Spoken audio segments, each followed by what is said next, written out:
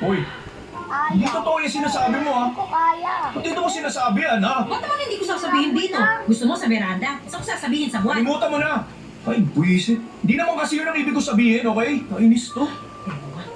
Uy, oras na pala para magluto. Maghahanda na ako ng hapunan.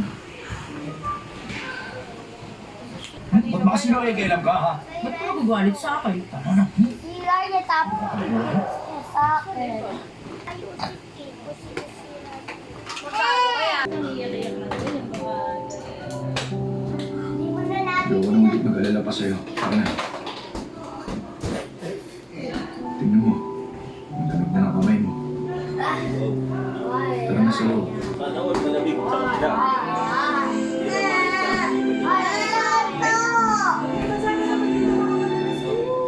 Ay nako,